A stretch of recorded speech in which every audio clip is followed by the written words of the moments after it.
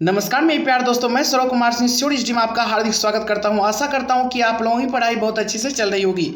आज हम लोग पढ़ने वाले हैं दोस्तों क्रॉन का वस्तुनिष्ठ सामान्य ज्ञान, जो सभी प्रतियोगी परीक्षाओं के लिए बहुत ही इंपॉर्टेंट है दोस्तों। और इस बुक में जितने भी क्वेश्चंस दिया हुआ है सभी क्वेश्चंस दोस्तों ये 2021 के अनुसार अप टू डेट क्वेश्चंस किया गया है। और आजकल जितनी भी क्वेश्चंस पूछी जाती है दोस्तों, ये तो आप लोगों को पता होगा ही कि सभी क्वेश्चन या तो वो मॉडरेट क्वेश्चंस होती है या फिर दोस्तों थोड़ी सी हट के होती है। और इस बुक में सेम टू सेम इसी तरह क्वेश्चंस दिया हुआ है और इसीलिए ये सभी कॉम्पिटिटिव एग्जाम के लिए बहुत ही एक खास बुक है दोस्तों। और हम ये कह सकते हैं कि अगर आप इस बुक को शुरू से लेकर अंत तक कंप्लीट कर लीजिएगा तो बिल्कुल जीके जीएस बिल्कुल इससे बाहर क्वेश्चंस नहीं पूछा जाएगा। और हाँ, न्यूमेरिकल इससे बाहर थोड़ी सी रहेगी, तो न्यूमेरिकल के लिए भी हम यूथ पब्लिकेशन का बिल्कुल फिजिक्स केमिस्ट्री बायो का उसको भी हम लोग अपलोड कर दिए हैं दोस्तों। उसको जो नहीं देखें उसको देख लीजिएगा और ये इस बुक को तो आप लोग कर ही लीजिएगा। और खास करके ये जो दरोगा आने वाली है दोस्तों, बिहार दरोगा या फिर और दरोगा के लिए जो आने वाली है स्टेट दरोगा के लिए दोस्तों, उसके लिए तो ये बुक बहुत ही इंपॉर्टेंट है दोस्तों। तो इस बुक का ये पार्ट 3 है। इससे पहले पार्ट 1 और पार्ट 2 अपलोड कर चुके हैं। ये दोनों दोस्तों 12-12 घंटे की क्लास थी और इसमें भी हम कोशिश करते हैं 12 घंटे की क्लास ही बिल्कुल करेंगे दोस्तों, क्योंकि थोड़ी सी मेरी तबीयत खराब है, वो तो आप लोगों को आवाज़ से भी दोस्तों पता लगता होगा। बिल्कुल फीवर है दोस्तों, फिर भी हम पूरी बुक को कंप्लीट करेंगे दोस्तों।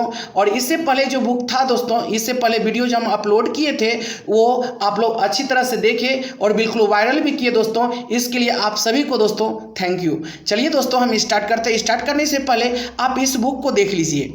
यही बुक है दोस्तों क्रॉन पब्लिकेशन का क्रॉन बुक वस्तुनिष्ठ सामान्य ज्ञान, जो सभी प्रतियोगी परीक्षाओं के लिए अति महत्वपूर्ण है। और ये रितेश कुमार का है दोस्तों क्रॉन पब्लिकेशन का, याद रखिएगा। और स्टार्ट करने से पहले एक हरिवंश राय बच्चन जी का एक कोट्स है जिसे आप लोगों से हम शेयर करना चाहेंगे और इस कोट्स को अपने मन में रखिएगा दोस्तों। लहरों से डरकर नौका पार नहीं होती, कोशिश करने वालों की हार नहीं होती। नन्ही चींटी जब दाना लेकर चलती है, चढ़ती दीवारों पर 100 बार फिसलती है। मन का विश्वास रगों में साहस बढ़ता है, चढ़कर गिरना गिरकर चढ़ना नहीं अखड़ता है। आखिर उसकी मेहनत बेकार नहीं होती, कोशिश करने वालों की हार नहीं होती।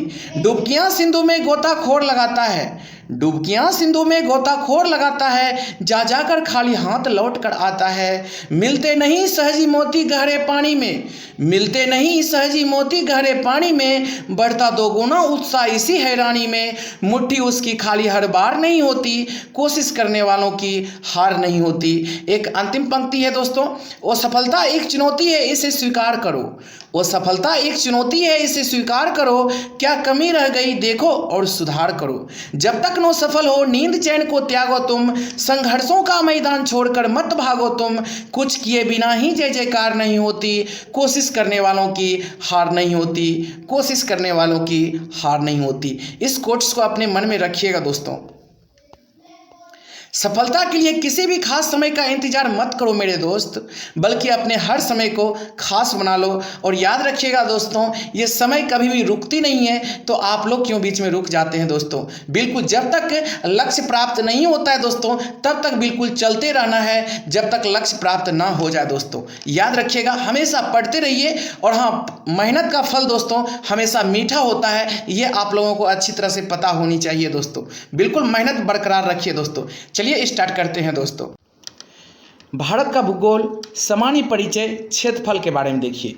पहला क्वेश्चन है, भारतवर्ष आकार में विश्व का कौन सा बड़ा देश है। तो भारतवर्ष आकार में विश्व का 7वां सबसे बड़ा देश है, ये हमेशा याद रखिएगा। हमारा प्यारा देश भारतवर्ष ये आकार में विश्व का 7वां सबसे बड़ा देश है। दूसरा नंबर क्वेश्चन है, निम्नलिखित कथनों में से कौन से भारत के बारे में सही है। सही कथन को ढूंढना है दोस्तों। तो पहला है ऑप्शन, भारत विश्व का 5वां बड़ा देश है। जी नहीं दोस्तों, 5वां बड़ा देश नहीं है, 7वां सबसे बड़ा देश है। दूसरा नंबर है, यह स्थलमंडल के कुल क्षेत्रफल का लगभग 2.4% भाग अधिकृत किए हुए हैं। जी हाँ, यह हमारा प्यारा देश ये जो है ये स्थलमंडल के कुल क्षेत्रफल का लगभग 2.4% भाग अधिकृत किए हुए हैं।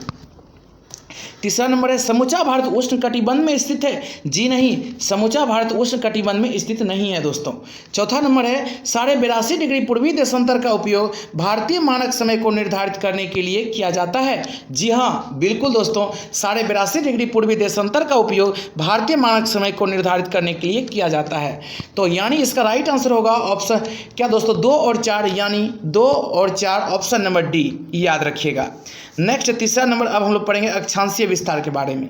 तीसरा नंबर क्वेश्चन है सिक्किम से गुजरने वाला अक्षांश निम्नलिखित में से किस एक से भी होकर गुजरता है? तो याद रखिएगा इसका राइट आंसर हो जाएगा दोस्तों बिल्कुल राजस्थान से होकर गुजरता है।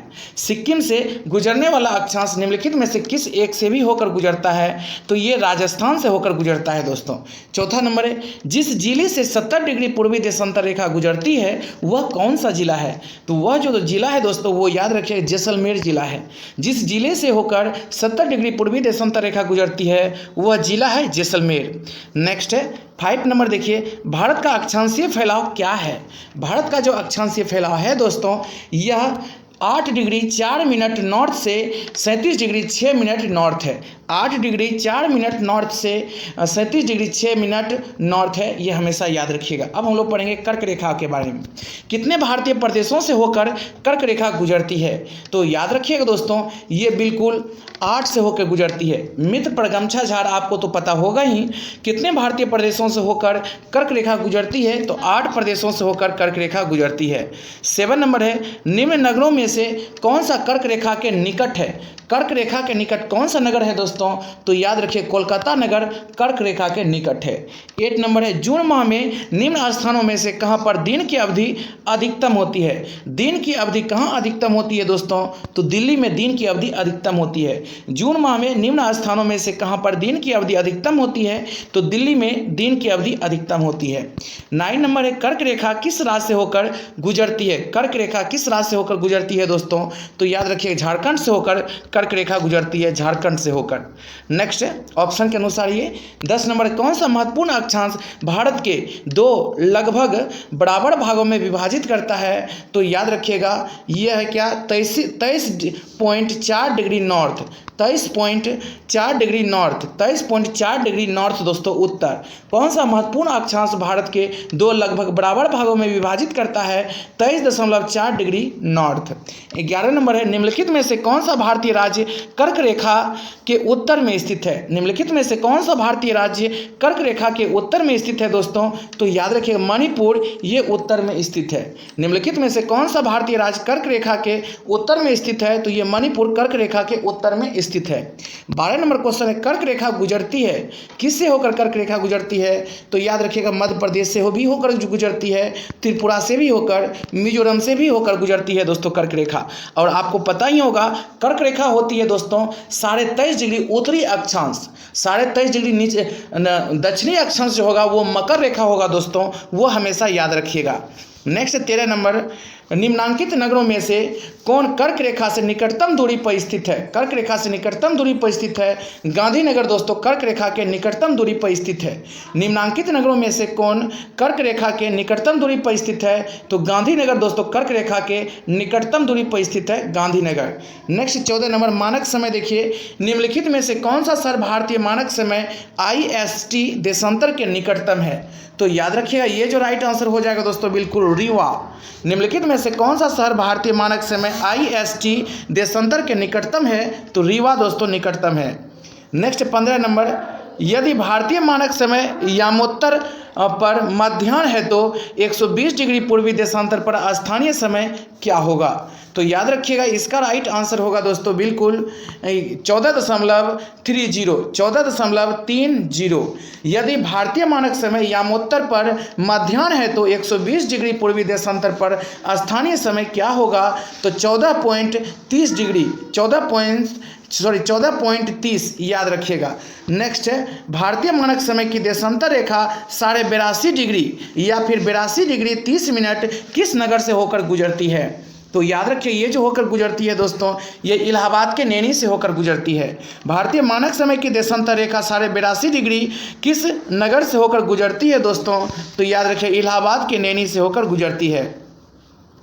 17 नंबर है, जब भारतीय मानक समय के यामोत्तर पर अर्धरात्रि है तो एक समय पर सुबह का 6 बजता है, उस स्थान की अब स्थिति जिस यामोत्तर पर है वह क्या होगा दोस्तों। तो याद रखिएगा 172 डिग्री 30 मिनट पूर्वी, 172 डिग्री 30 मिनट पूर्वी, याद रखिएगा। नेक्स्ट 18 नंबर है क्वेश्चन, निम्नलिखित देशांतरों में कौन सा भारत की परमाणिक मध्याह्न रेखा कहलाती है। परमाणिक मध्याह्न रेखा कहलाती है तो 82.5 डिग्री पूर्वी, ये याद रखिएगा दोस्तों, ये परमाणिक मध्याह्न रेखा कहलाती है 82.5 डिग्री पूर्वी। 19 नंबर है, भारतीय मानक समय IST एवं ग्रीनविच मध्याह्न समय GMT के अंतर पाया जाता है कितना। तो याद रखिएगा 5.5 घंटा आगे, 5.5 घंटा आगे दोस्तों। भारतीय मानक समय IST एवं ग्रीनविच मध्याह्न या मध्य समय GMT के अंतर पाया जाता है 5.5 घंटा आगे।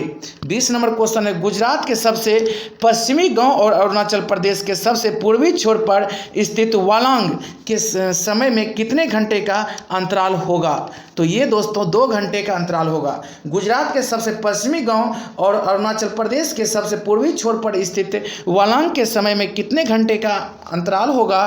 तो 2 घंटे का अंतराल होगा दोस्तों। नेक्स्ट है, यदि भारतीय मानक समय के अनुसार पूर्वाह्न के 10 बजे हैं तो 92 डिग्री पूर्वी देशांतर पर शिलोंग का स्थानीय समय क्या होगा। इसके लिए दोस्तों आपको नॉमरिकल पढ़ना पड़ेगा, तभी आप बिल्कुल कैलकुलेशन के साथ निकाल पाइएगा। तो वो भी हम कंप्लीट कर दिए दोस्तों नॉमरिकल, तो आप जाइएगा यूथ पब्लिकेशन का नॉमरिकल पढ़िएगा, उसमें सभी को हम कंप्लीट कर चुके हैं। तो इसका राइट आंसर होगा 10 घंटा, याद रखिएगा 38 मिनट पूर्वाह्न। यदि भारतीय मानक समय के अनुसार पूर्वाह्न के 10 बजे हैं तो 92 डिग्री पूर्वी देशांतर पर शिलोंग का स्थानीय समय क्या होगा। तो 10 घंटा 38 मिनट पूर्वाह्न होगा। नेक्स्ट 22 नंबर, यदि अरुणाचल प्रदेश में तीरप में सूर्योदय 5 बजे प्रातः IST होता है तो गुजरात में कांडला में सूर्योदय किस समय IST पर होगा। तो इसका राइट आंसर होगा दोस्तों लगभग 7 बजे प्रातः दोस्तों। यदि अरुणाचल प्रदेश में तीरप में सूर्योदय 5, ये आपको इसके बारे में नॉलेज होना चाहिए दोस्तों, बिल्कुल मैप का दोस्तों, तभी आप बना पाइएगा। यदि अरुणाचल प्रदेश में तीरप में सूर्योदय 5 बजे प्रातः IST होता है तो गुजरात के कंडला में सूर्योदय किस समय IST पर होगा। तो लगभग 7 बजे प्रातः IST पर होगा। नेक्स्ट 23 नंबर है, निम्न कथनों पर विचार करके आपको आंसर देना है कूट के अनुसार दोस्तों। तो इसका देखिए क्या होगा। जबलपुर के देशांतर रेखा इंदौर व भोपाल के देशांतर रेखाओं के बीच है, बिल्कुल नहीं है दोस्तों। ये अगर आप मैप देखिएगा तो पता चल जाएगा। औरंगाबाद का अक्षांश बड़ोदरा व पुणे के अक्षांशों के बीच है, बिल्कुल दोस्तों। औरंगाबाद का अक्षांश बड़ोदरा व पुणे के अक्षांशों के बीच है, बिल्कुल है। नेक्स्ट, बेंगलुरु की अवस्थिति चेन्नई की तुलना में अधिक दक्षिणावर्ती है, तो बिल्कुल दोस्तों याद रखिएगा क्या है, बेंगलुरु की अवस्थिति चेन्नई की तुलना में अधिक दक्षिणावर्ती है, बिल्कुल है। तो इसका राइट आंसर होगा 2 और 3, केवल 2 और 3, option number C right answer है। 24 नंबर है, भारतीय मानक समय की यामोत्तर नहीं गुजरती है। तो इसका राइट आंसर होगा दोस्तों महाराष्ट्र से होकर नहीं गुजरती है। भारतीय मानक समय की यामोत्तर नहीं गुजरती है तो महाराष्ट्र से होकर नहीं गुजरती है। नेक्स्ट है, दूरस्थ बिंदु के बारे में अब हम लोग पढ़ेंगे। भारत का सुदूर दक्षिण में इंदिरा पॉइंट निम्नलिखित में से कहाँ स्थित है। इंदिरा पॉइंट कहाँ अवस्थित है दोस्तों। तो याद रखिएगा ये बड़ा निकोबार में अवस्थित है, बड़ा निकोबार में। कहाँ, तो बड़ा निकोबार में। भारत का सुदूर दक्षिण में इंदिरा पॉइंट निम्नलिखित में से कहाँ स्थित है, तो बड़ा निकोबार में स्थित है। भारत का सुदूर पश्चिम का बिंदु क्या है, भारत का सुदूर पश्चिम का बिंदु क्या है दोस्तों। तो याद रखिएगा 68 डिग्री 7 मिनट पूर्व गुजरात में, 68 डिग्री 7 मिनट पूर्व गुजरात में है। नेक्स्ट 27 नंबर, भारत का सुदूर अस्त दक्षिण बिंदु याद रखिएगा साउथर्न मोस्ट पॉइंट कहाँ है। तो ये बिल्कुल दोस्तों क्या इंदिरा पॉइंट पर है। कहाँ है, इंदिरा पॉइंट पर। नेक्स्ट, निम्नलिखित प्रमुख भारतीय नगरों में से कौन सा एक सबसे अधिक पूर्व की ओर अवस्थित है। सबसे अधिक पूर्व की ओर अवस्थित है तो बिल्कुल लखनऊ सबसे अधिक पूर्व की ओर अवस्थित है। निम्नलिखित प्रमुख भारतीय नगरों में से कौन सा एक सबसे अधिक पूर्व की ओर अवस्थित है, तो लखनऊ दोस्तों सबसे अधिक पूर्व की ओर अवस्थित है। आप मैप रखिएगा बगल में तो बिल्कुल सभी का आंसर सही हो जाएगा दोस्तों। मैप के बारे में आपको नॉलेज होनी चाहिए सभी राज्य का। नेक्स्ट, भारत के राज्यों का निम्नलिखित में से कौन सा एक युग्म सबसे पूर्व और सबसे पश्चिमी राज्य को इंगित करता है। तो याद रखिएगा ये अरुणाचल प्रदेश और गुजरात। अरुणाचल प्रदेश सबसे दोस्तों पूर्वी है और ये गुजरात सबसे क्या है दोस्तों पश्चिमी है। भारत का दक्षिणतम बिंदु कहाँ है? भारत का दक्षिणतम बिंदु कहाँ है? बड़ा निकोबार में दोस्तों भारत का दक्षिणतम बिंदु है। सीमावर्ती देशों के बारे में हम लोग पढ़ेंगे। निम्नलिखित में से किस भारतीय राज्य की सीमाएं भूटान राज्य के साथ नहीं मिलती है? भूटान राज्य के साथ नहीं मिलती है तो मेघालय की भूटान राज्य के साथ नहीं मिलती है दोस्तों। निम्नलिखित में से किस भारतीय राज्य की सीमाएं भूटान राज्य के साथ नहीं मिलती है तो मेघालय की नहीं मिलती है। ऑप्शन के अनुसार सिक्किम की मिलती है भूटान से दोस्तों, भूटान एक देश है याद रखिएगा। और अरुणाचल प्रदेश से भी मिलती है और पश्चिम बंगाल से भी मिलती है। नेपाल के पड़ोसी भारतीय राज्यों का युग्म क्या है? नेपाल के पड़ोसी भारतीय राज्यों का युग्म क्या है दोस्तों? तो सिक्किम और बिहार। नेपाल से सटती है सिक्किम और बिहार दोस्तों। 34 नंबर, भारत तथा पाकिस्तान के बीच सीमा निर्धारित की गई थी। भारत तथा पाकिस्तान के बीच सीमा निर्धारित की गई थी तो दोस्तों रेड क्लिफ रेखा के द्वारा। भारत तथा पाकिस्तान के बीच सीमा निर्धारित की गई थी रेड क्लिफ रेखा के द्वारा। 35 नंबर है, निम्नलिखित में से भारत के किस राज्य की सीमा म्यांमार से उभयनिष्ठ नहीं है? निम्नलिखित में से भारत के किस राज्य की सीमा म्यांमार से उभयनिष्ठ नहीं है दोस्तों? तो याद रखिएगा असम की नहीं है, बाकी सब की है। म्यांमार से सटता है नागालैंड, मिजोरम और अरुणाचल प्रदेश। नागालैंड, मिजोरम और अरुणाचल प्रदेश जो है ये नागालैंड, ये दोस्तों याद रखिए म्यांमार से सटता है। नेक्स्ट 36 नंबर, निम्नलिखित में से किस देश की भारत के साथ सबसे लंबी स्थलीय सीमा है? तो याद रखिए बांग्लादेश। निम्नलिखित में से किस देश की भारत के साथ सबसे लंबी स्थलीय सीमा है दोस्तों? बांग्लादेश की। नेक्स्ट है, भारत तथा पाकिस्तान के मध्य सीमा रेखा एक उदाहरण है। भारत तथा पाकिस्तान के मध्य सीमा रेखा एक उदाहरण है तो याद रखिए दोस्तों क्या है? अध्यारोपित सीमा का। अध्यारोपित सीमा का ये मानव द्वारा किया गया है दोस्तों। भारत के निम्नांकित राज्यों में से किसके 3 तरफ अंतर्राष्ट्रीय सीमाएं हैं? 3 तरफ अंतर्राष्ट्रीय सीमाएं हैं दोस्तों त्रिपुरा। भारत के निम्नांकित राज्यों में से किसके 3 तरफ अंतर्राष्ट्रीय सीमाएं हैं? त्रिपुरा। नेक्स्ट है 39 नंबर, देखिए निम्नलिखित कथनों पर विचार करके आपको आंसर देनी है दोस्तों। तो अच्छी तरह से देखिए, असम भूटान तथा बांग्लादेश की सीमाओं से लगा है। असम भूटान तथा बांग्लादेश की सीमाओं से लगा है, बिल्कुल।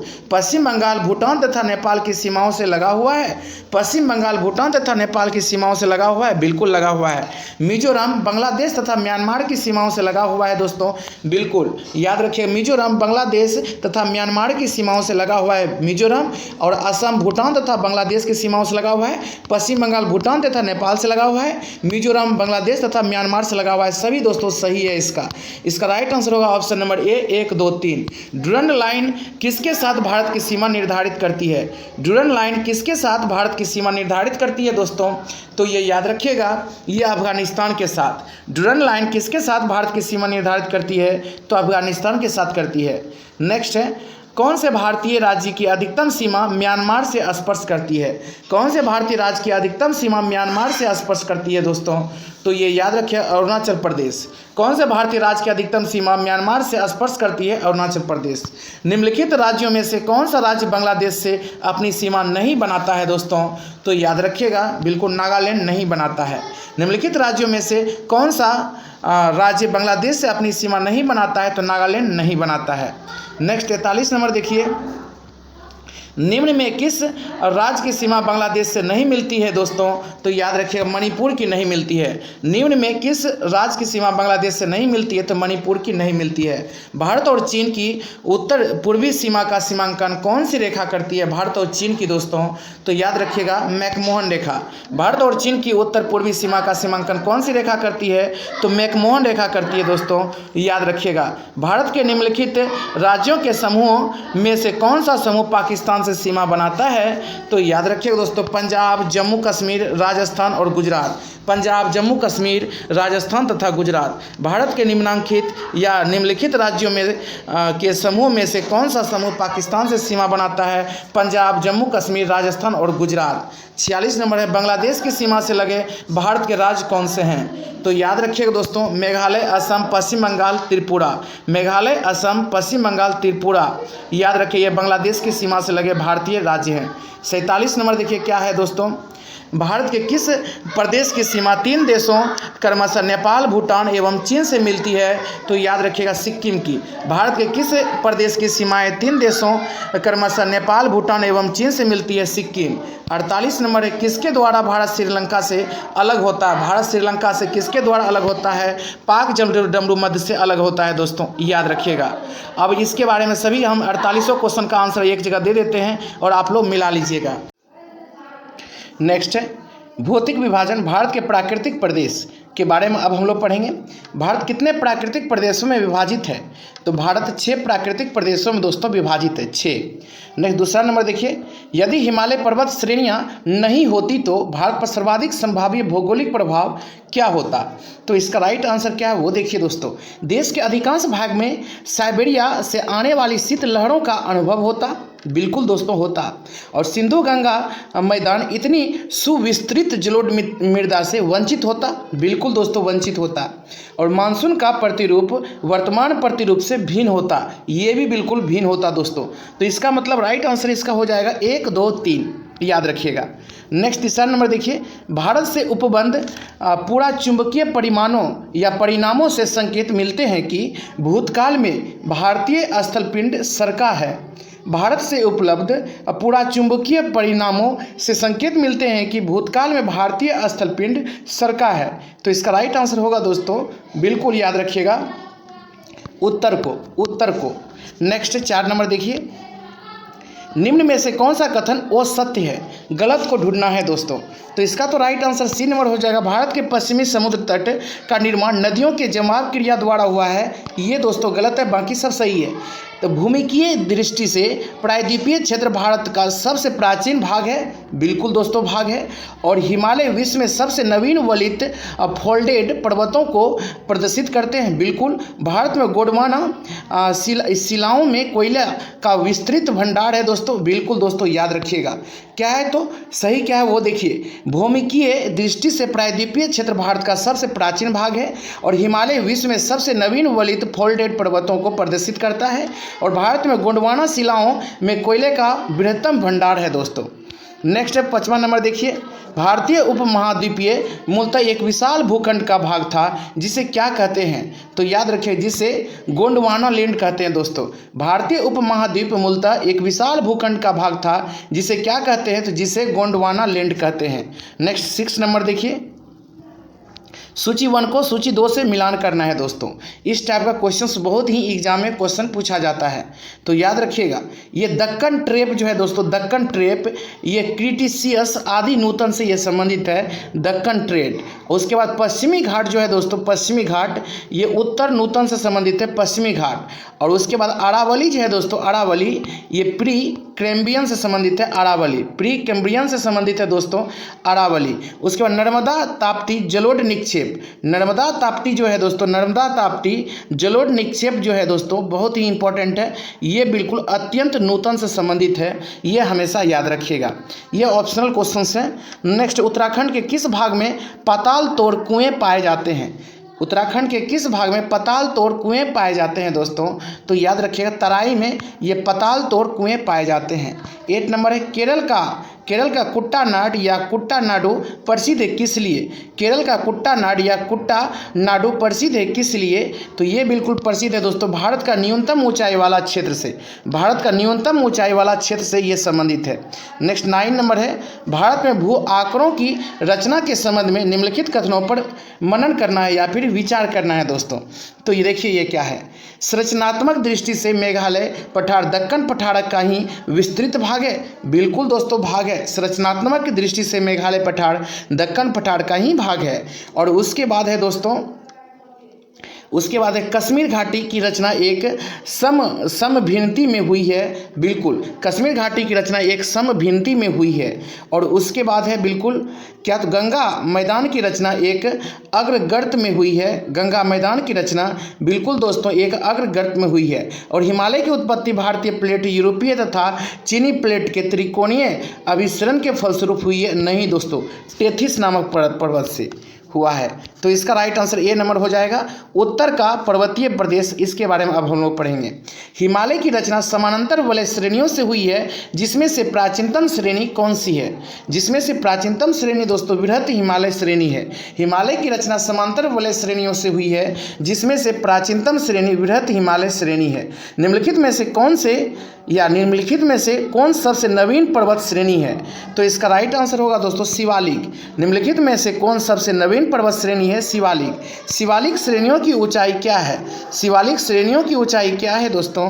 तो याद रखिए 850 से 1200 मीटर के मध्य, 850 से 1200 मीटर के मध्य ये शिवालिक श्रेणियों की ऊंचाई है, भूलिएगा नहीं दोस्तों। नेक्स्ट है अधोलिखित उच्चावच आकृतियों पर ध्यान दीजिए। अब इस पर ध्यान देके आपको आंसर बतानी है, ये कूट के अनुसार इसको आंसर देना है दोस्तों। तो देखिए क्या है, पहले क्या है, अधोलिखित उच्चावच और आकृतियों पर ध्यान देके आपको आंसर देनी है। सबसे बड़ा जो लद्दाख पर्वत श्रृंखला है, और उसके बाद 13 का राइट आंसर है ना दोस्तों। तो 13 का क्या होगा वो देखिए, ये धौलाधर पर्वत श्रृंखला ये सबसे बड़ा है दोस्तों, और उसके बाद जास्कर पर्वत श्रृंखला है, और उसके बाद जो है दोस्तों लद्दाख पर्वत श्रृंखला है, तब उसके बाद काराकोरम पर्वत श्रृंखला है। जास्कर पर्वत श्रृंखला है, और देखिए उसके बाद उससे बड़ा है धौलाधर पर्वत श्रृंखला, और उससे बड़ा है दोस्तों लद्दाख पर्वत श्रृंखला, और उससे भी बड़ा है काराकोरम पर्वत श्रृंखला। याद रखिएगा, यानी इसका राइट आंसर हो जाएगा दोस्तों ए नंबर 2 1 3 4, 2 1 3 4। नेक्स्ट है, निम्न वक्तव्यों पर विचार कीजिए तथा सही उत्तर का चयन नीचे दिए गए कूट से आपको देनी है। सही उत्तर का चयन, पहले कथन है, उसके बाद कथन 1 है, कथन आर पर ध्यान देना है, बिल्कुल अच्छी तरह से समझिए इसको। क्या है,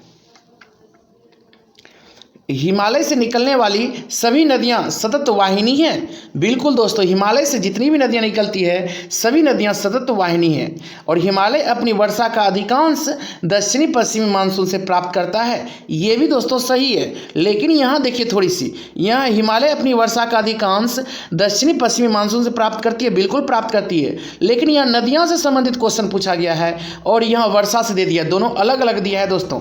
दोनों सही है, ए और आर दोनों सही है, परंतु आर ए की सही व्याख्या नहीं करती, दोनों अलग अलग है दोस्तों। तो इसका राइट आंसर बी नंबर हो जाएगा।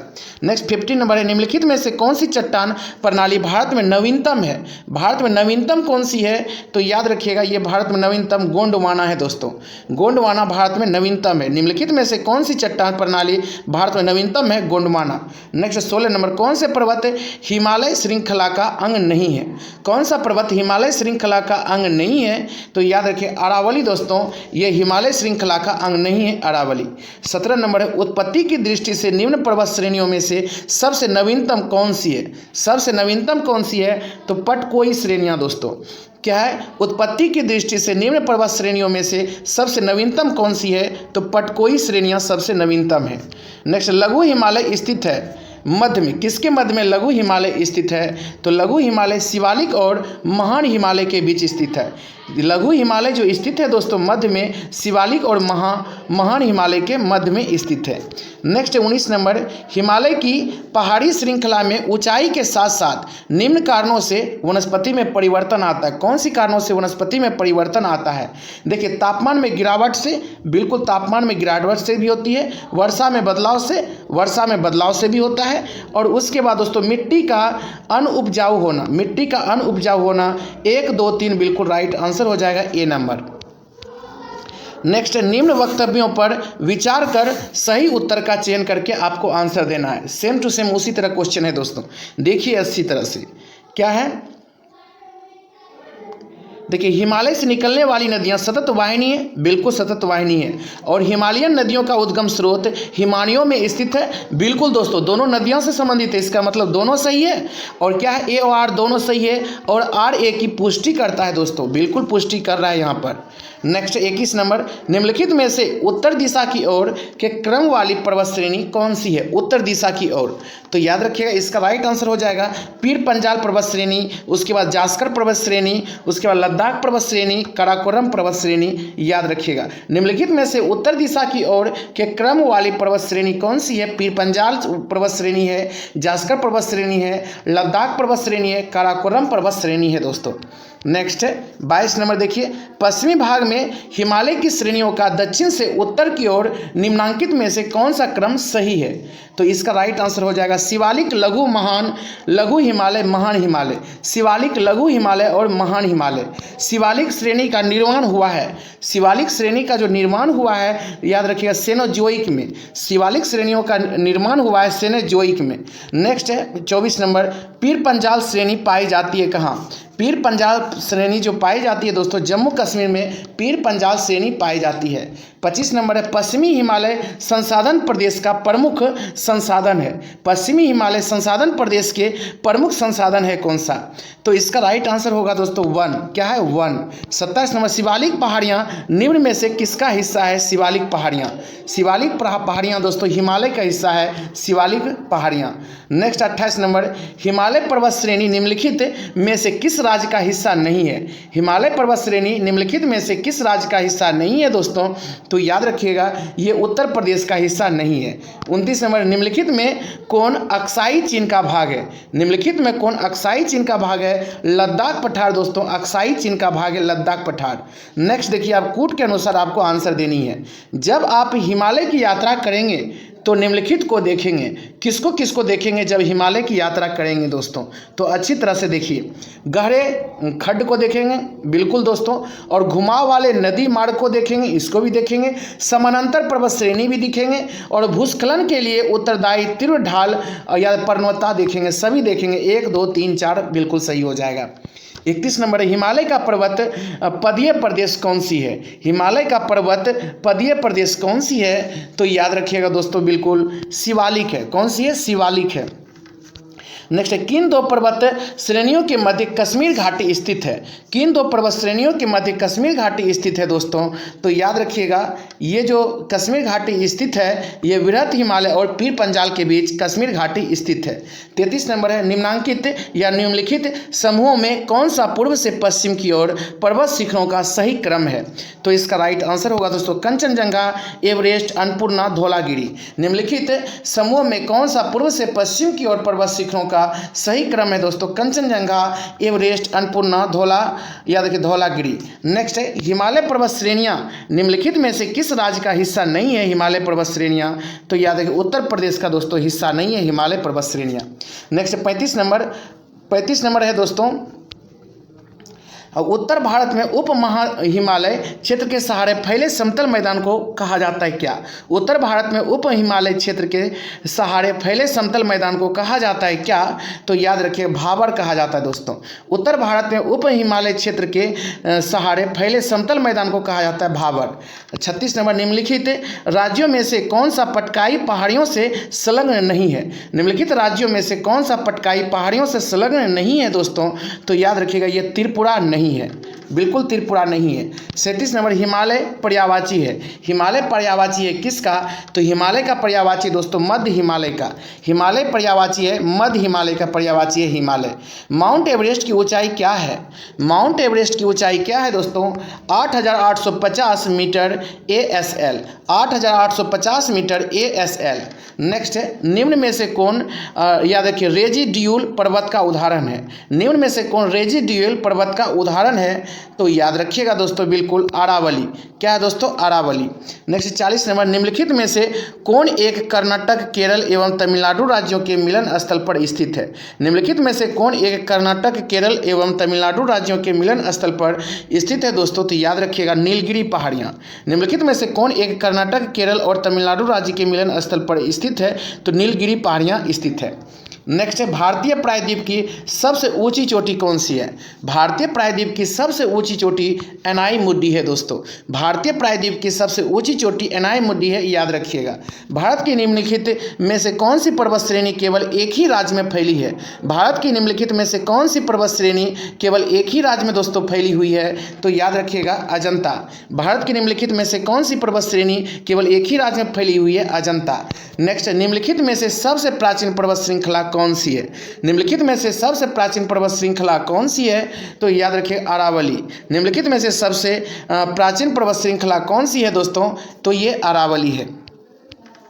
नेक्स्ट है सेवराय पहाड़ियाँ कहाँ अवस्थित है? सेवराय पहाड़ियाँ कहाँ अवस्थित है? तमिलनाडु में दोस्तों सेवराय पहाड़ियाँ अवस्थित है तमिलनाडु में। नेक्स्ट 45 नंबर देखिए, क्या उत्तर से शुरू कर दक्षिण की ओर नीचे दी गई पहाड़ियों का सही अनुक्रम करना है? उत्तर से सही करना है, शुरू करना है और दक्षिण तक लेके जाना है। ठीक है, तो इसका राइट आंसर होगा दोस्तों एनाई मलाई पहाड़ियाँ और जवादी पहाड़ियाँ, नीलगिरी पहाड़ियाँ और याद रखिएगा अन्ना मलाई पहाड़ियाँ।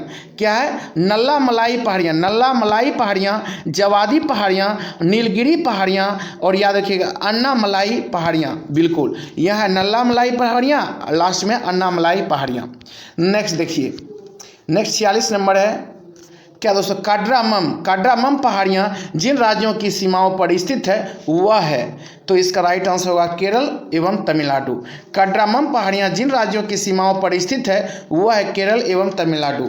नेक्स्ट अरावली श्रेणियाँ किस राज्य में स्थित है? अरावली श्रेणियाँ, तो अरावली श्रेणियाँ राजस्थान में स्थित है दोस्तों अरावली श्रेणियाँ।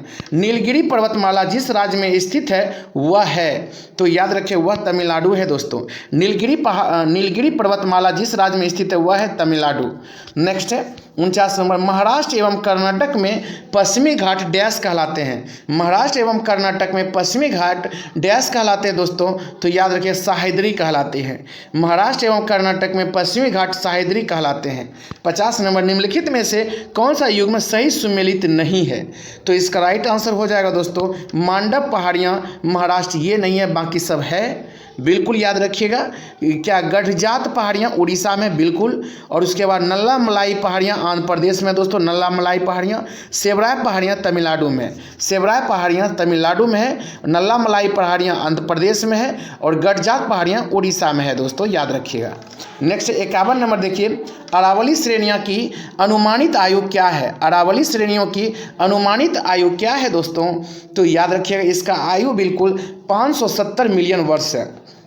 52 नंबर देखिए दोस्तों, निम्नलिखित युग्मों पर विचार करके आपको आंसर देनी है, कूट के अनुसार आंसर देनी है दोस्तों। देखिए, क्या काड्रामम पहाड़ियाँ कोरोमंडल तट? बिल्कुल ये गलत हो जाएगा। कैमूर पहाड़ियाँ कोंकण तट? ये भी गलत हो जाएगा दोस्तों। महादेव पहाड़ियाँ मध्य भारत? बिल्कुल सही है। महादेव पहाड़ियाँ मध्य प्रदेश और मिकिर पहाड़ियाँ पूर्वोत्तर भारत? बिल्कुल सही है। 3 और 4 राइट आंसर होगा सी नंबर दोस्तों। नेक्स्ट 53 नंबर, महादेव पहाड़ियाँ भाग है किसका? महादेव पहाड़ियाँ भाग है किसका? सतपुड़ा का भाग है दोस्तों। महादेव पहाड़ियाँ भाग है किसका? तो सतपुड़ा का। नेक्स्ट, नीचे दिए गए कूट से निम्नलिखित पहाड़ियों का दक्षिण से उत्तर की ओर बढ़ते हुए सही अब याद रखिए अवस्थिगत अनुक्रम चुनिए। नीचे दिए गए कूट से निम्नलिखित पहाड़ियों का दक्षिण से उत्तर की ओर बढ़ते हुए सही अवस्थिगत अनुक्रम चुनना है दोस्तों। तो देखिए इसका राइट आंसर क्या होगा? 54 का। बिल्कुल क्या है? हाँ, सतमाला पहाड़ियाँ बिल्कुल मिलान है दोस्तों। उसके बाद कैमूर पहाड़ियाँ हैं, पीर पंजाल श्रेणियाँ, नागा पहाड़ियाँ हैं। देखिए यही थोड़ा सा दिक्कत है। पहला नंबर सतमाला पहाड़ियाँ भी बिल्कुल सही है। उसके बाद कैमूर पहाड़ियाँ ये भी दोस्तों सही है। उसके बाद नागा पहाड़ियाँ आएगा तब पीर पंजाल आएगा। तो याद रखिए 1 2 4 3 हो जाएगा, बी नंबर बिल्कुल सही है 54 का। नेक्स्ट, दक्षिण भारत की सबसे ऊंची चोटी कौन सी है? दक्षिण भारत की सबसे ऊंची चोटी कौन सी है? तो एनाई मोडी दोस्तों दक्षिण भारत की सबसे ऊंची चोटी है। 56 नंबर देखिए, भारतीय समुद्र शास्त्रियों ने अरब सागर के तल में बंबई से पश्चिम में लगभग 455 किलोमीटर दूर एक नए 1505 मीटर ऊंचे पर्वत की खोज की और इस पर्वत का नाम रखा गया क्या? तो इस पर्वत का नाम रखा गया दोस्तों रमन सागर पर्वत। भारतीय समुद्र शास्त्रियों ने अरब सागर के तल में बंबई से पश्चिम में लगभग 455 किलोमीटर दूर एक नए 1505 मीटर ऊंचे पर्वत की खोज की है। इस पर्वत का नाम रखा गया है रमन सागर पर्वत। रमन सागर पर्वत दोस्तों याद रखिएगा। नेक्स्ट 57 नंबर, नर्मदा एवं ताप्ती नदियों के मध्य स्थित है कौन सा? नर्मदा और एवं ताप्ती नदियों के बीच जो स्थित है दोस्तों सतपुड़ा की पहाड़ियाँ। 58 58 नंबर है, निम्नलिखित कथनों में से कौन सा एक सही नहीं है?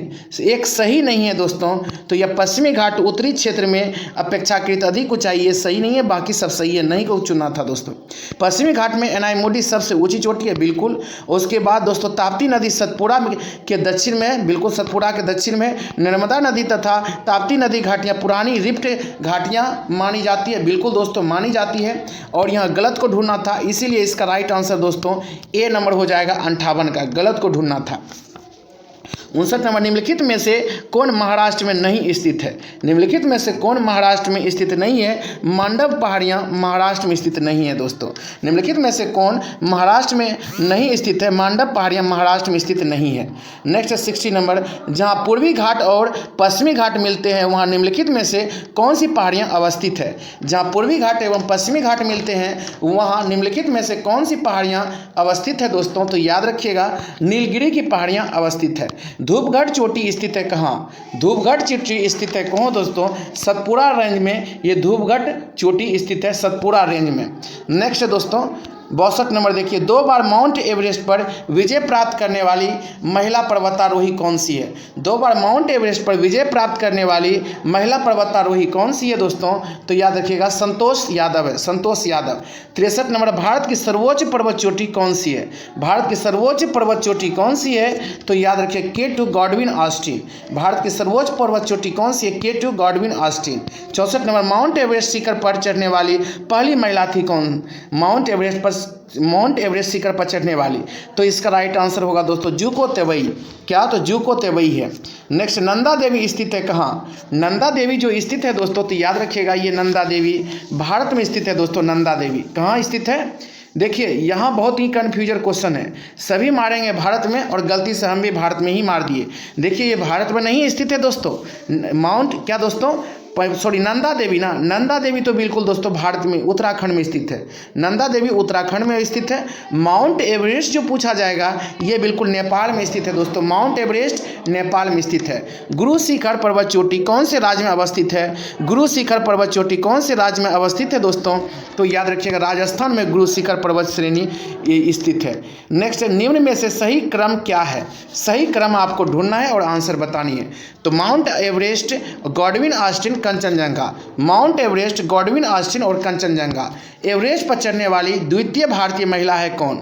एवरेस्ट पर चढ़ने वाली द्वितीय भारतीय महिला है कौन दोस्तों? तो याद रखिए संतोष यादव। कौन है? संतोष यादव। 70 नंबर देखिए, निम्नलिखित में से कौन सा एक अरावली का उच्चतम शिखर है? अरावली का उच्चतम शिखर है तो बिल्कुल गुरु शिखर यह अरावली का उच्चतम शिखर है दोस्तों। नंदा देवी चोटी है भाग किसका? तो याद रखिएगा नंदा देवी चोटी जो भाग है ये बिल्कुल गढ़वाल हिमालय का भाग है। नंदा देवी गढ़वाल हिमालय का भाग है। कौन सा सबसे ऊंचा पर्वत शिखर है? कौन सा दोस्तों? तो माउंट एवरेस्ट सबसे ऊंचा पर्वत शिखर है, माउंट एवरेस्ट। नेक्स्ट 73 नंबर, निम्न में से कौन हिमालय की चोटियों के पूर्व से पश्चिम दिशा में सही क्रम को प्रस्तुत करता है? तो इसका राइट आंसर होगा दोस्तों नामचा Barwa, Kanchenjunga, mount Everest, Nanda Devi. नामचा Barwa, Kanchenjunga, mount Everest और ये नंदा देवी, ये पूर्व से पश्चिम की ओर दोस्तों। निम्नलिखित पर्वत शिखरों में कौन सा एक भारत में अवस्थित नहीं है? निम्नलिखित पर्वत शिखरों में कौन सा एक भारत में अवस्थित नहीं है वो आपको बताना है दोस्तों। तो याद रखिए गोसाई थान ये भारत में स्थित नहीं है, गोसाई थान, बाकी सब है। नेक्स्ट 75 नंबर, प्रथम भारतीय नारी जो एवरेस्ट शिखर पर चढ़ने में सफल हुई थी तो उसका तो नाम हम लोग चर्चा कर ही रहे हैं, बेचेंद्री पाल दोस्तों। अब हम लोग पढ़ेंगे घाटियां से संबंधित। नेलांग घाटी किस राज्य में स्थित है? नेलांग घाटी, नेलांग घाटी दोस्तों उत्तराखंड में अवस्थित है। नेलांग घाटी, नेलांग घाटी कहाँ स्थित है दोस्तों? उत्तराखंड में। और उसके बाद 77 नंबर देखिए, निम्नलिखित कथनों पर विचार करके आपको आंसर देनी है दोस्तों। देखिए मोन घाटी साइलेंट वैली राष्ट्रीय वन नल्लामलाई श्रेणी में स्थित है? नहीं, मोन घाटी तो ये केरल में स्थित है दोस्तों। और उसके बाद देखिए क्या है, मोन घाटी साइलेंट वैली राष्ट्रीय वन के निकट याद रखिए पत्थरक डाबू जल विद्युत परियोजना बनाने का प्रस्ताव है, बिल्कुल है दोस्तों। और उसके बाद कुंती नदी मोन घाटी साइलेंट वैली के वर्षा प्रचुर वनों से उद्भव होती है, बिल्कुल दोस्तों। तो इसका राइट आंसर होगा 2 और 3, ऑप्शन नंबर सी।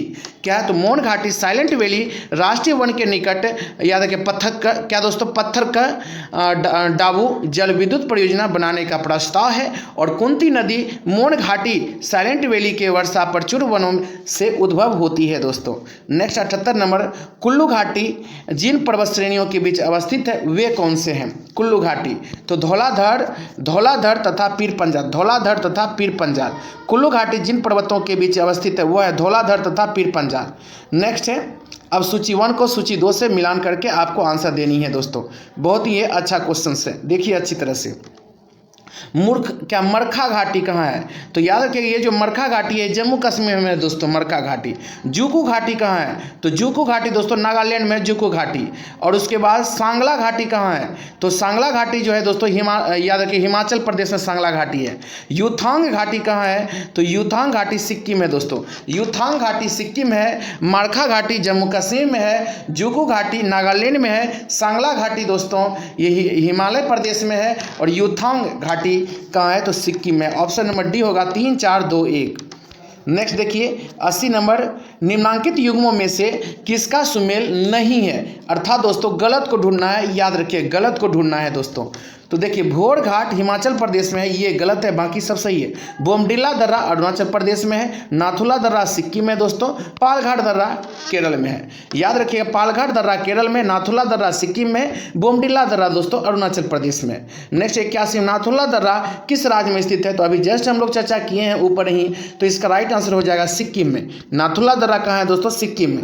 नेक्स्ट है सूची 1 को सूची 2 से मिलान करना है। इस टाइप का क्वेश्चन देखिए बार बार क्वेश्चन पूछा गया है और बहुत ही इंपॉर्टेंट है, देखिए अच्छी तरह से दोस्तों। क्या माना किसे? ये इधर है पर्वतीय दर्रा, इधर है राज्य। माना लिपू लेक है, तो ये तो आप लोग जानते हैं माना लिपू लेक है। तो ये जो माना जो दर्रा है दोस्तों, ये माना है उत्तराखंड में, लिपू लेक भी दर्रा उत्तराखंड में ही है दोस्तों, याद रखिए माना लिपू लेक है। नाथुला दर्रा दोस्तों कहाँ है? सिक्किम में। नाथुला दर्रा कहाँ है? सिक्किम में। जोजिला दर्रा कहाँ है दोस्तों? सॉरी नाथुला क्या है दोस्तों? नाथुला दर्रा है दोस्तों सिक्किम में, जोजिला दर्रा जम्मू कश्मीर में, सिपकिला दर्रा हिमाचल प्रदेश में। ठीक है, माना दर्रा उत्तराखंड में, नाथुला दर्रा सिक्किम में, जोजिला दर्रा दोस्तों जम्मू कश्मीर में, सिपकिला दर्रा हिमाचल प्रदेश में। अर्थात इसका राइट आंसर 4 1 2 3 बिल्कुल सही हो जाएगा दोस्तों। नेक्स्ट 83 नंबर देखिए, निम्नलिखित में से कौन एक सही सुमेलित नहीं है? कौन एक सही सुमेलित नहीं है? तो याद रखिए ये सेला उत्तराखंड ये नहीं है, बाकी सब है दोस्तों। क्या चांगला जम्मू कश्मीर में बिल्कुल, रोहतांग ये हिमाचल प्रदेश में दर्रा है, बोमडिला दर्रा अरुणाचल प्रदेश में है दोस्तों। नेक्स्ट 84 नंबर देखिए, 84 नंबर क्या है? कूट 1 को कूट 2 से आपको मिलान करना है। पहाड़ी दर्रा है इधर है राज्य, इधर है पहाड़ी दर्रा, इधर है राज्य दोस्तों। देखिए बनिहाल दर्रा ये जम्मू कश्मीर में है, बनिहाल दर्रा। और उसके बाद दोस्तों नाथुला दर्रा सिक्किम में, नाथुला दर्रा। नीति दर्रा कहाँ है? उत्तराखंड में है। और सिपकी दर्रा हिमाचल प्रदेश में। बनिहाल दर्रा कहाँ है दोस्तों? जम्मू कश्मीर में। नाथुला दर्रा कहाँ है दोस्तों? याद रखिए सिक्किम में। नीति दर्रा कहाँ है? उत्तराखंड में। सिपकिला दर्रा कहाँ है दोस्तों? हिमाचल प्रदेश में। तो इसका right answer option number B हो जाएगा 84 का दोस्तों। नेक्स्ट है, अब देखिए लिपुलेख दर्रा कहाँ है? हम बता चुके हैं इसको। लिपुलेख दर्रा कहाँ है दोस्तों? तो याद रखिएगा उत्तरांचल या फिर उत्तराखंड में है। नेक्स्ट 86 नंबर, पालघाट निम्नलिखित में से किसके मध्य स्थित है? पालघाट किसके बीच स्थित है दोस्तों? तो याद रखिए नीलगिरी एवं अन्नामलाई पहाड़ियों के बीच पालघाट स्थित है। पालघाट निम्नलिखित में से किसके मध्य स्थित है? तो नीलगिरी पहाड़ियों और अन्नामलाई पहाड़ियों के बीच स्थित है। नेक्स्ट 87 नंबर, रोहतांग दर्रा अवस्थित है किसके बीच? रोहतांग दर्रा जो अवस्थित है दोस्तों ये हिमाचल प्रदेश में रोहतांग दर्रा अवस्थित है। माना दर्रा अवस्थित है कहाँ दोस्तों? तो माना दर्रा जो अवस्थित है ये उत्तराखंड में। 89 नंबर है, निम्नांकित युग्मों में से किसका सुमेल नहीं है? अर्थात दोस्तों गलत को ढूंढना है।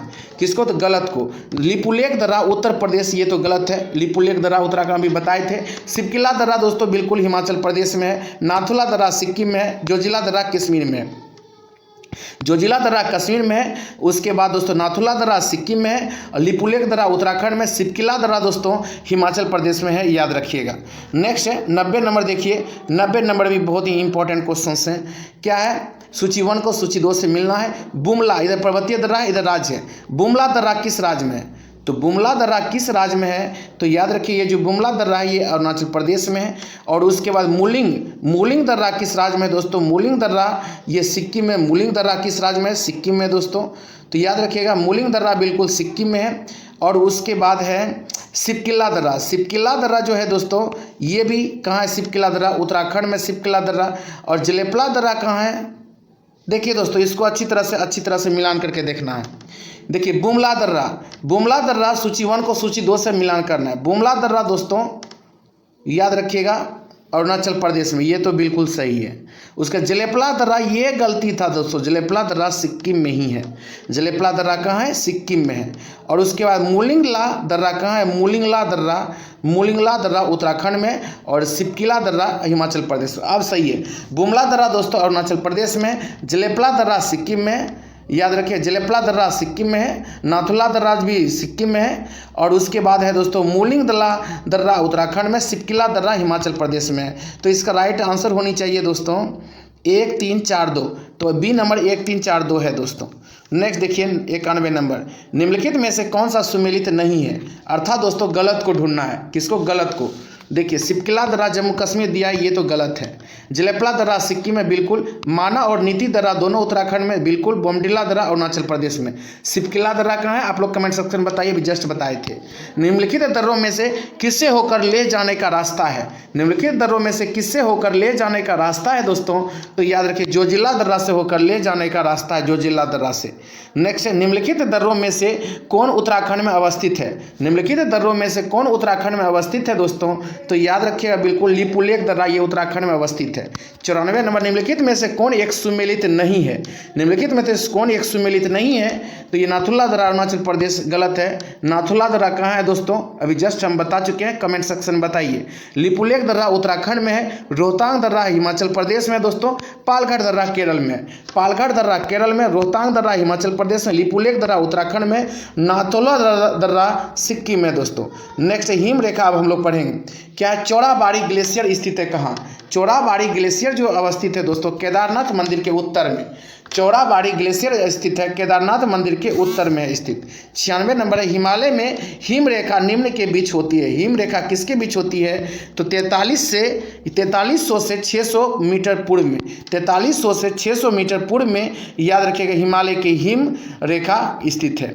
नेक्स्ट है 97 नंबर, हिमालय के हिमनदों में के पिघलने की गति क्या है? हिमालय के हिमनदों के पिघलने की गति क्या है?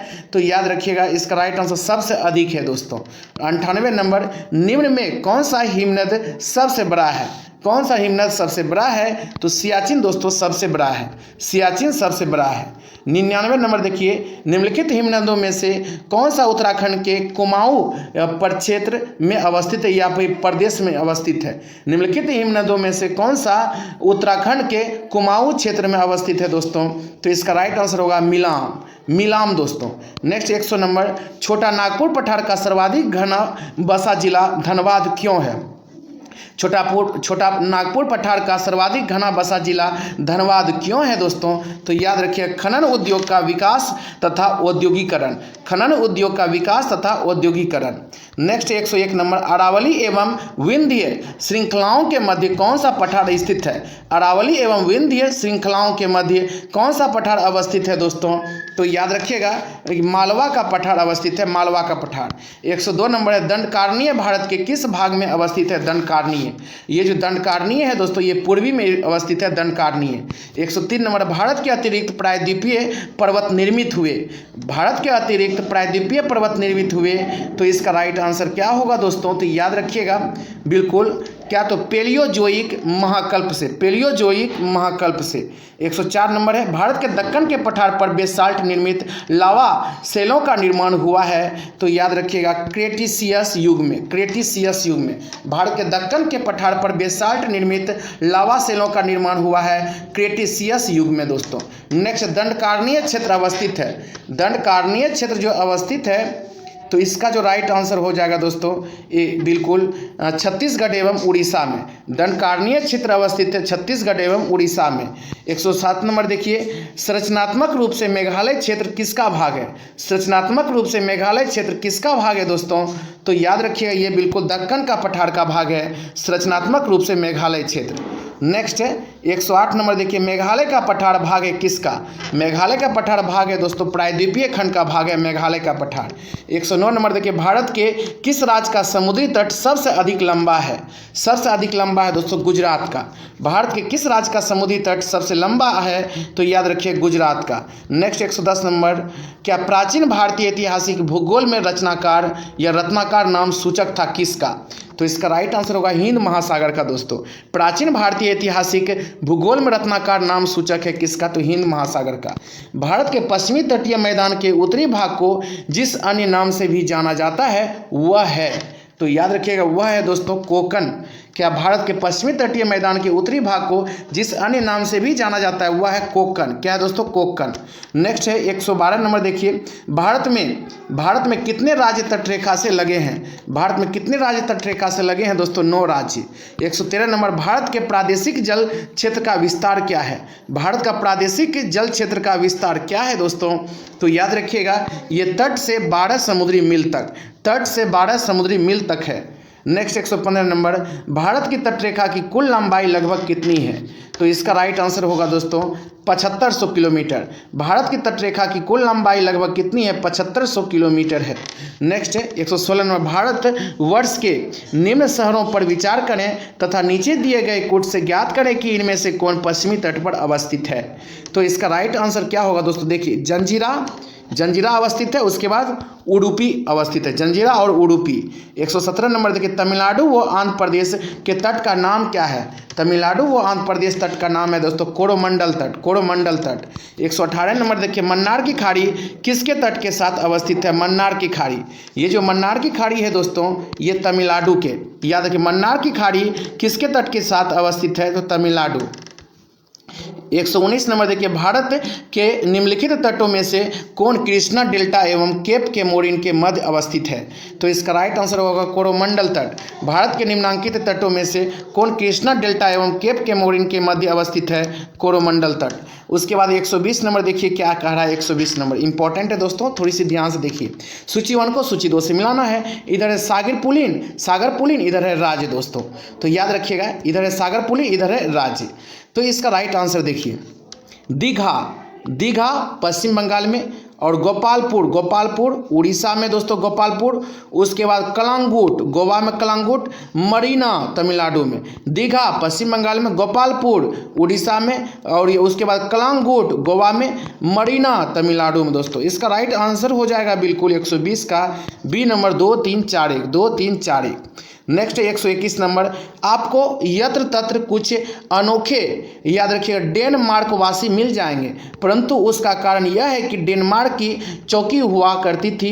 यह अनूठा नगर, उसका दुर्ग और सुंदर गिरजाघर, नया जेरूसलम, सुनी सड़कें और उजर याद रखिए तटाग्र सब मिलकर अद्भुत रत्न बन जाते हैं। और इस उक्ति में वर्णित स्थान कौन सी है? इस उक्ति में तो याद रखिए तमिलनाडु तट पर है दोस्तों। क्या आपको यत्र तत्र कुछ अनोखे डेनमार्क वासी मिल जाएंगे, परंतु उसका कारण यह है कि डेनमार्क की चौकी हुआ करती थी। यह अनूठा नगर, उसका दुर्ग और सुंदर गिरजाघर, नया जेरूसलम, सुन्नी और सड़कें और उजर तटाग्र सब मिलकर अद्भुत रत्न बन जाते हैं। और इस उक्ति में वर्णित है तमिलनाडु में। नेक्स्ट, निम्नलिखित में से किसे केप केमोरिन के नाम से भी जाना जाता है? केप केमोरिन के नाम से कन्याकुमारी को जाना जाता है दोस्तों। द्वीप समूह का देखिए 10 डिग्री चैनल पृथक करता है। 10 डिग्री चैनल जो पृथक करता है अंडमान को निकोबार से पृथक करता है 10 डिग्री चैनल। नेक्स्ट, निम्नलिखित में से कौन भारत में ज्वालामुखी द्वीप है? ज्वालामुखी द्वीप है बेरन द्वीप। निम्नलिखित में से कौन भारत के ज्वालामुखी द्वीप है दोस्तों? बेरन द्वीप। 125 नंबर देखिए, अंडमान और निकोबार द्वीप समूह का सर्वोच्च शिखर पल्यान शिखर सेंडल पीक स्थित है कहाँ? सेंडल पीक तो उत्तरी अंडमान में। अंडमान और निकोबार द्वीप समूह का सर्वोच्च शिखर याद रखिए पल्यान शिखर सेंडल पीक अवस्थित है उत्तरी अंडमान में। 126 नंबर, भारत के किस द्वीप का उद्गम ज्वालामुखीय है? तो इसका राइट आंसर होगा दोस्तों बेरन। भारत के किस द्वीप का उद्गम ज्वालामुखी है? तो बेरन द्वीप का उद्गम ज्वालामुखीय है। नेक्स्ट 127 नंबर, अंडमान और निकोबार द्वीप समूह में सबसे अधिक ऊंचाई वाली चोटी कौन है? तो इसका राइट आंसर होगा दोस्तों सैंडल पीक। अंडमान और निकोबार द्वीप समूह में सबसे ऊंचाई वाली चोटी कौन सी है? Sandal peak. श्रीहरिकोटा द्वीप अवस्थित है कहाँ? श्रीहरिकोटा द्वीप अवस्थित है पुलिकट झील के समीप अवस्थित है श्रीहरिकोटा द्वीप। नेक्स्ट, राम सेतु शुरू होता है, राम सेतु या एडम्स ब्रिज शुरू होता है, तो इसका राइट आंसर होगा दोस्तों बिल्कुल क्या? तो धनुकोष्ठी से, धनुकोष्ठी से स्टार्ट होता है। 130 नंबर है, अंडमान और निकोबार, अंडमान और निकोबार बंगाल की खाड़ी में द्वीप समूह है दोस्तों। अंडमान और निकोबार बंगाल की खाड़ी में द्वीप समूह है। बेरन द्वीप अवस्थित है, तो यह बंगाल की खाड़ी में बेरन द्वीप अवस्थित है दोस्तों, बंगाल की खाड़ी में। अंडमान निकोबार द्वीप समूह में द्वीपों की संख्या कितनी है? तो इसका राइट आंसर होगा दोस्तों 572। अंडमान निकोबार द्वीप समूह में द्वीपों की संख्या कितनी है? 572। 133 नंबर, भारत के पश्चिमी तटीय मैदान के उत्तरी भाग को जिस अन्य नाम से भी जाना जाता है वह है, तो याद रखिए कोक्कण। भारत के पश्चिमी तटीय मैदान के उत्तरी भाग को जिस अन्य नाम से भी जाना जाता है वह है कोक्कण। लक्षद्वीप में कितने द्वीप हैं? तो लक्षद्वीप में है द्वीप दोस्तों 36। लक्षद्वीप में कितने द्वीप हैं? 36 द्वीप हैं। भारत का सर्वाधिक आबादी वाला द्वीप कौन सा है? भारत का सर्वाधिक आबादी वाला द्वीप दोस्तों सलसेट है। क्या है दोस्तों? सलसेट, याद रखिएगा सलसेट। लक्षद्वीप कहाँ स्थित है? लक्षद्वीप कहाँ स्थित है दोस्तों? अरब सागर में लक्षद्वीप स्थित है। नेक्स्ट, निम्न में से कौन सा द्वीप भारतीय तटरेखा के सुदूरवर्ती द्वीप के श्रेणी में आता है? निम्न में से कौन सा द्वीप भारतीय तटरेखा के सुदूरवर्ती द्वीप के श्रेणी में आता है? तो इसका राइट आंसर होगा दोस्तों मिनिकॉय, मिनिकॉय द्वीप। नेक्स्ट 138 नंबर, एक द्वीप पर निर्मित भारत का बड़ा नगर कौन सा है? तो याद रखिए मुंबई है दोस्तों। एक द्वीप पर निर्मित भारत का बड़ा नगर कौन सा है? मुंबई। 139 नंबर देखिए, निम्नलिखित में से कौन सा एक प्रवाल द्वीप है? निम्नलिखित में से कौन सा एक प्रवाल द्वीप है दोस्तों? तो याद रखिए ये लक्षद्वीप प्रवाल द्वीप है। क्या? लक्षद्वीप प्रवाल द्वीप है दोस्तों, भूलिएगा नहीं। नेक्स्ट 140 नंबर का देखिए, इंपॉर्टेंट है सूची 1 को सूची 2 से मिलान करना। एक साइड है द्वीप, दूसरे साइड है अवस्थिति। ये कहाँ है वो दोस्तों? 140 का देखिए अच्छी तरह से क्या है इसके बारे में। क्या? वयंत सयोधर, वयंत सयोधर जो है दोस्तों, वयंत सयोधर, तो याद रखिए वयंत सयोधर कच्छ की खाड़ी में स्थित है। पीरम जो है दोस्तों, पीरम ये खंबात की खाड़ी में, और द्वारका जो है दोस्तों ये अरब सागर तट में, दीव है काठियावाड़ तट में। वयंत सयोधर है कच्छ की खाड़ी में, और उसके बाद पीरम है दोस्तों खंबात की खाड़ी में, द्वारका है अरब सागर तट पर, दीव है दोस्तों काठियावाड़ में। तो इसका राइट आंसर होगा दोस्तों 3 4 2 1, 3 4 2 1, ऑप्शन नंबर बी बिल्कुल। नेक्स्ट है 141 नंबर, कोरी क्रीक निवेशिका स्थित है कहाँ? कोरी क्रीक निवेशिका स्थित है कहाँ? कच्छ के रंग में स्थित है दोस्तों। कोरी क्रीक निवेशिका स्थित है कच्छ के रण में, याद रखिएगा। नेक्स्ट, लक्षद्वीप टापू अवस्थित है कहाँ? लक्षद्वीप टापू अवस्थित है दोस्तों दक्षिण पश्चिम भारत में। लक्षद्वीप टापू अवस्थित है दक्षिण पश्चिम भारत में अवस्थित है लक्षद्वीप टापू। नेक्स्ट 143 नंबर देखिए दोस्तों, देखिए निम्नलिखित भारतीय द्वीपों में से कौन सा द्वीप भारत एवं श्रीलंका के मध्य है? भारत एवं श्रीलंका के मध्य दोस्तों रामेश्वरम। निम्नलिखित भारतीय द्वीपों में से कौन सा द्वीप भारत और श्रीलंका के मध्य है? रामेश्वरम। 144 में सर क्रीक विवाद किन दो देशों के मध्य है? सर क्रीक विवाद किन दो देशों के मध्य है दोस्तों? तो याद रखिएगा ये क्या भारत और पाकिस्तान के बीच है। सर क्रीक विवाद भारत और पाकिस्तान के बीच स्थित है दोस्तों।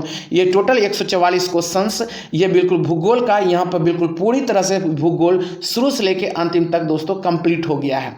अब दूसरी सब्जेक्ट स्टार्ट होगी दोस्तों। अगर आप लोग इस वीडियो को लाइक कीजिएगा, शेयर कीजिएगा दोस्तों, और अपने दोस्तों को बताइएगा इस चैनल के बारे में, तो हम इसका बहुत ही जल्द इसका नेक्स्ट पार्ट हम लाएंगे दोस्तों। देखिए आप लोग का इसमें इंटरेस्ट थोड़ी सी कम हमको नज़र आ रहा था पहले, अभी बिल्कुल अच्छा है दोस्तों, बिल्कुल अच्छा से आप लोग देख रहे हैं, बिल्कुल वायरल हो जाता है सभी वीडियो दोस्तों। खास करके ये क्रॉन का तो बिल्कुल अच्छा से आप लोग देख रहे हैं, क्योंकि आने वाली जो एग्जाम है दरोगा के लिए, ये दरोगा के लिए दोस्तों याद रखिए बहुत ही इंपॉर्टेंट बुक है। अगर आप शुरू से अंत तक ये क्रॉन का बुक देख लेते हैं तो दरोगा के लिए तो आप निफिक्र हो जाइएगा। जीके से रिलेटेड क्वेश्चंस जीके जीएस से नहीं इससे बाहर आएगा दोस्तों, क्योंकि ये बिल्कुल उसी के लिए स्पेशलिस्ट ये बुक दिया गया है। ऐसे तो सभी एग्जाम के लिए है दोस्तों, ये क्रॉन का बहुत ही इंपॉर्टेंट बुक है, बिल्कुल अप टू डेट बुक है दोस्तों 2021 के अनुसार, याद रखिएगा। चलिए दोस्तों, अगर ये अच्छा लगा है वीडियो को तो प्लीज़ वीडियो को लाइक कर दीजिएगा जरूर, और अपने चैनल को दोस्तों अपने दोस्तों के बीच शेयर कीजिएगा जरूर दोस्तों। चलिए मिलते हैं दूसरे वीडियो में। तब तक के लिए have a nice day all of you.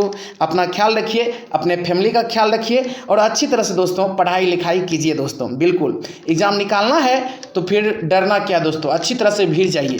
और ये बिल्कुल आंसर भी दे दिए हम दोस्तों, और आप लोग मिला लीजिएगा और बताइएगा कमेंट सेक्शन में कितना आपका नंबर आ रहा है दोस्तों।